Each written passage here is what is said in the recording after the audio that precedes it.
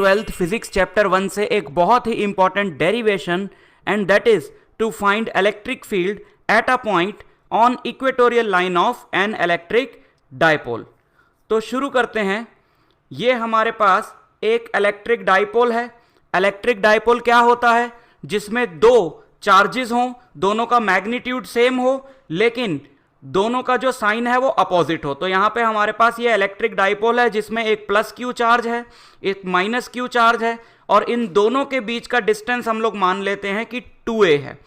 अब equatorial line पे हमने इन दोनों चार्जेस की वजह से इलेक्ट्रिक फील्ड निकालनी है। इक्वेटोरियल लाइन होता है इस डाइपोल का परपेंडिकुलर बाइसेक्टर। ये डाइपोल का एक्सिस है, ये है इसका इक्वेटोरियल लाइन। इस इक्वेटोरियल लाइन पर एक पॉइंट हम लोग ले लेते हैं P, जो कि इस डाइपोल के सेंटर से हम मान लेते हैं R डिस्टेंस पर है। तो ये पॉइंट P जो है इस डाइपोल के सेंटर से R डिस्टेंस पर है। तो देखो ये पूरा 2a है, तो ये जो आधा डिस्टेंस हुआ इतना, ये हुआ a, तो ये हुआ a। अब आप पाइथागोरस थ्योरम लगाओ कि ये r है, ये a है, तो ये जो डिस्टेंस है पॉइंट P का प्लस क्यू से या माइनस क्यू से, ये डिस्टेंस होगा √a² प्लस r²। अब हम सबसे पहले इलेक्ट्रिक फील्ड निकालते हैं P पे due two plus Q charge. अब जहां पर भी आपने इलेक्ट्रिक फील्ड निकालनी होती है, आप इमेजिन करते हैं कि उस पॉइंट पर एक पॉजिटिव टेस्ट चार्ज होता तो कहां जाता।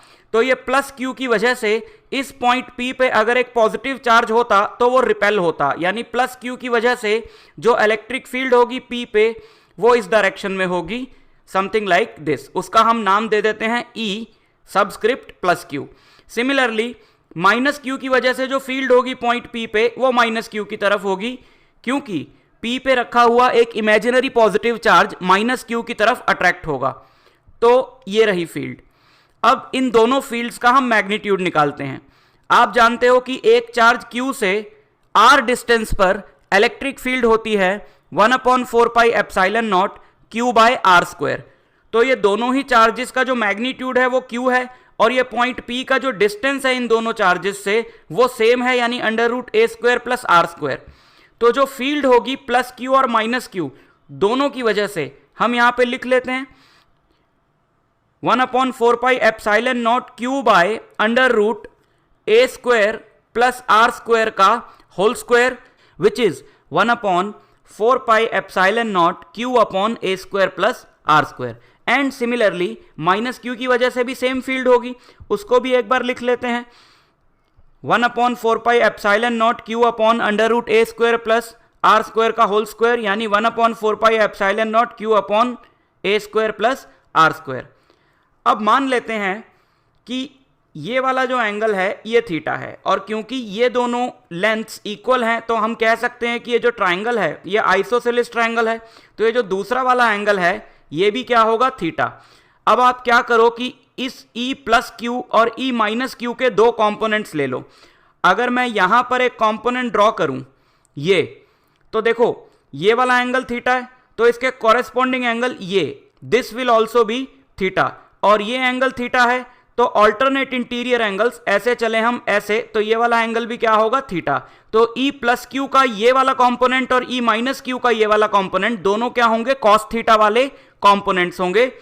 तो ये एंगल थीटा है, ये भी थीटा है, तो ये कंपोनेंट्स हो गए E plus Q cos theta, और E माइनस क्यू का भी ये कंपोनेंट हो गया कॉस थीटा वाला।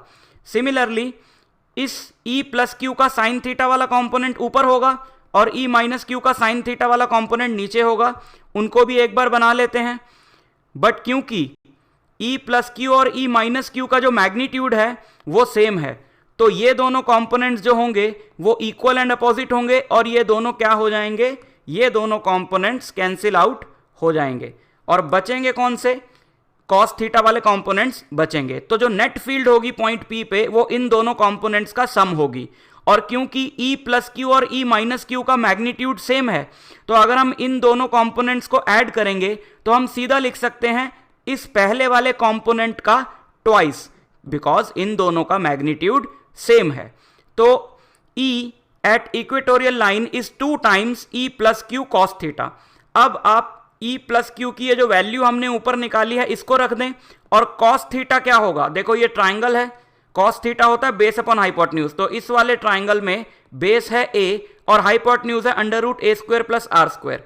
तो ये वैल्यूज रख दी, ई की वैल्यू रख दी जो ऊपर हमने निकाली, और कॉस थीटा की वैल्यू रख दी a upon under root a square plus r square. अब यहां पे कैसे सॉल्व करेंगे, देखो न्यूमिनेटर में तो हो जाएगा 2AQ, डिनोमिनेटर में हो जाएगा ए स्क्वायर प्लस आर स्क्वायर की पावर यहां 1 है, यहां 1/2 है, तो बेस सेम है, पावर ऐड कर दो, टोटल पावर हो जाएगी 3/2।